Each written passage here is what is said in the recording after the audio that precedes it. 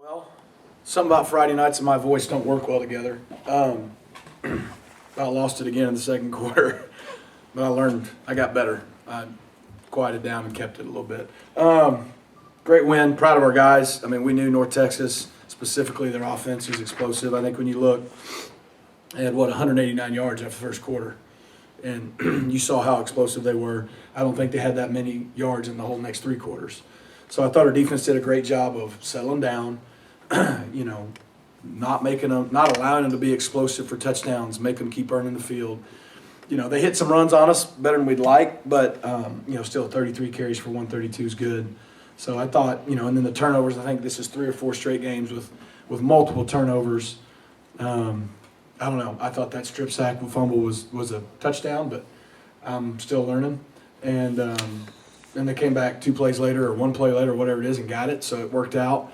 And then got the other pick, after that. And so just thought they did a great job of bouncing back after they kind of had us on our heels. Offensively, I thought we played really well. The first half was a little frustrating. We had the interception that wasn't on Preston. It was just a miscommunication, but it still was an interception. And then, we got down inside the 5, kicked the field goal. That's on me. And then, I think we had 2 or 3 big drops that were just going to be massive plays. And so we were moving it well, but we were just shooting ourselves in the foot just enough to not be up more than 17-14. So you come in at half, it's a ball game. But, that group has been excellent at finishing.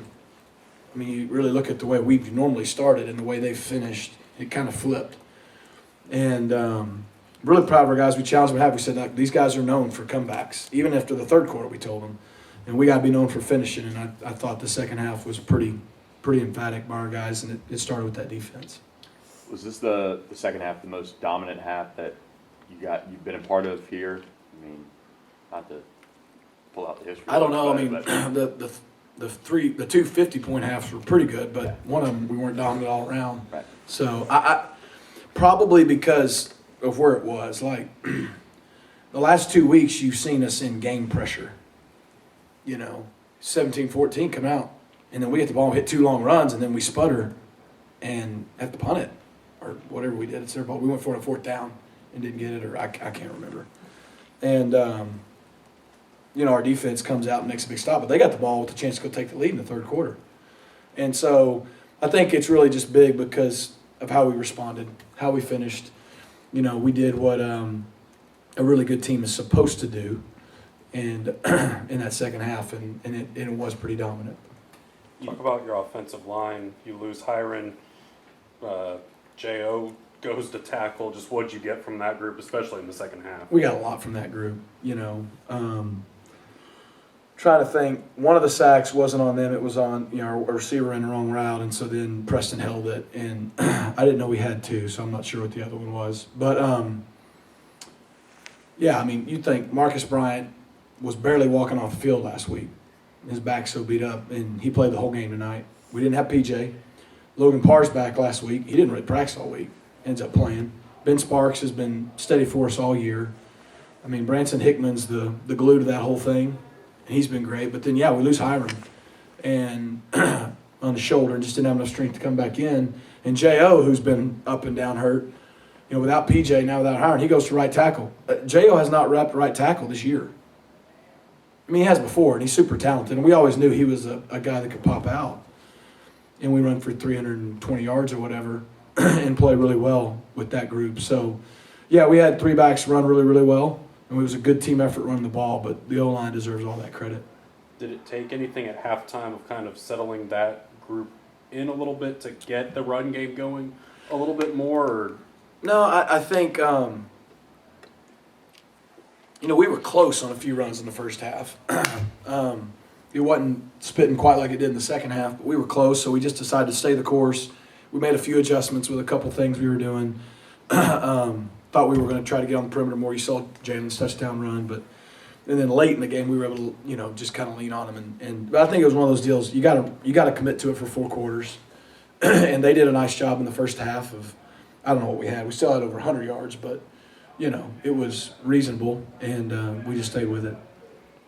Our defense allowed us to stay with it too. Leading up to this game, you talked about how North Texas had played UTSA, Tulane, and I think Memphis, all one-score games. What does it mean to you, or how important is it to you that you're able to put this team away by 24? I think it says a lot about our guys, the way they finished in the second half. But, yeah, to your point, the last 3 weeks they played the other three teams at the top of our league, and in 2 cases were knocking on the doorstep of winning it at the end. And in 1 case was ahead with under a minute. And so for our guys to do what they did, particularly in the second half, and it to basically be 45-14 with 3 minutes to go, and that drive by the offense when it was like, 10 straight runs all the way down for a touchdown was just, that stuff's good. And then we're going to need it. Now it's not going to carry over into next week, but I think it shows what our potential is. Coach, did your defensive front just wear them down, and especially in the second half? Is that? I think so. We didn't get a lot of pressure in the first half. And he was able to have his time, and that's why they hit some down the field on us. And then he scrambled and kept some alive, and we knew that would be a challenge. I think he's a really good player, their quarterback, Rogers. But, yeah, I think in the second half we got a little more pressure. Obviously, getting the 2 early turnovers was big because it just kind of got our guys going. I think got us going on defense a little bit. We had settled down in the second quarter, but it kind of got our mojo back a little bit. So on that strip sack, what is the rule? Because if he's just cocked back but hasn't yet thrown a pass, is that a pass? I need to see it. I saw what I saw in the stadium. The officials did a great job of communicating with me and explaining to me what they saw, and they made the call. And we had to live with it. And fortunately, the next play or two, we got the fumble. And there's a saying in sports, the ball don't lie. So it worked out for us. What'd you see out of Mucci today? Well, it's the first time in 6 weeks his finger's not been in a full splint. It was in a partial splint. So we thought it was going to totally get freed this week. We were talking about freeing Mucci's finger all week, but it just got partially freed. But, look, Mucci's super talented. Those guys are. And honestly, coming out of fall camp, he had the best fall camp. And so, we were playing a lot of guys, as we know. And then, the injury, he kept playing through it, but that's tough. It's tough for 6 weeks. He wasn't able to bend his middle finger for 6 weeks. Not just playing, like 24/7. It's got to be a Guinness Book of World Record. And so, it was better. He can now work on bending it, so I think he's closer. And that's got to lift him. Obviously, losing Curley. All those guys were going to have an elevated role. I was really proud of Jordan Hudson going to a different side. He had never played. That's tough, being your first year, and he handled it well. But, yeah, Mucci's that guy who can make those plays. We saw him do it last year. We need that out of those guys. I thought all of them, Mello made a big catch. Keyshawn was good. But it's good to have him back vertically down the field because that's what he's really good at. Year 2 and just the overall strength and conditioning and the program and all of that. Last year you guys finished really well. What are the keys that you guys really honed in on to allow you guys to have these type of performances? I don't know. I hope it's becoming a DNA of our program.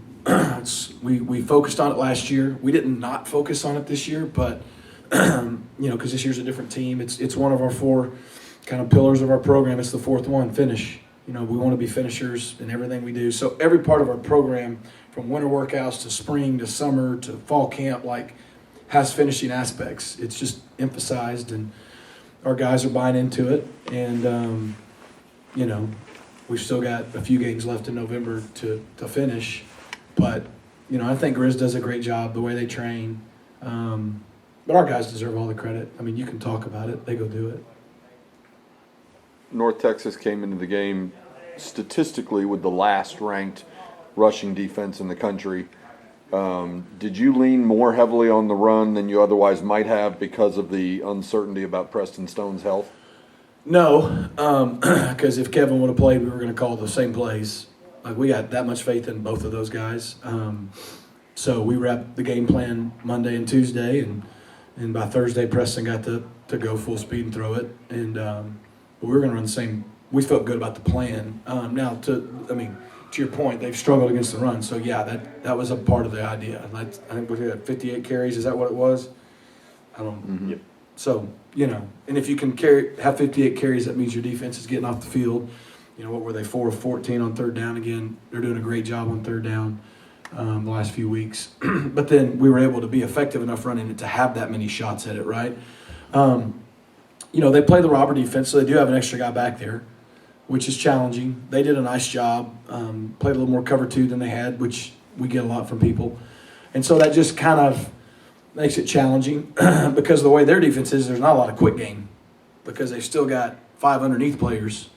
But, you know, if you count the robber they got 6. But then they also have 3 dudes deep. So, you know, we felt like we had opportunities, and you saw it. We hit some and we missed several down the field. But yeah, I mean, we were going to lean on that because that's kind of what they give you, and that's what they've struggled with. But it didn't have anything to do with Preston's injury. He was full go when he decided to play. You kind of mentioned earlier in the week that with facing such a talented offense, you knew you might not be able to keep them scoreless. Do you feel like the fact that it was a close game at halftime, did that kind of galvanize the defense? Because then they kept them scoreless for almost another 30 minutes. Yeah, I think so. You know, they had again, I'm going to credit them. They had us on our heels defensively. I mean, 190 yards in the first quarter. And, you know, we were hanging on for, I think they missed a field goal. You know, then we gave them a gift by jumping off sides. So they were humming. But, you know, nice job by our guys settling in. And, yeah, I think in the second quarter they settled down. At halftime, they had a look in their eyes like hey, guys, like we get a chance to now settle in and go out and play our game. We didn't do that in the first half. And it says a lot about their maturity and for them to be able to actually go do that. The first red zone trip, I think the one that you ended up kicking the field goal, I think on both second and third down, you had Tyler in there.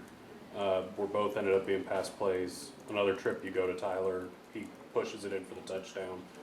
Is it hard to just say, if we're within 3 or 4 yards, we're always going to go to Tyler?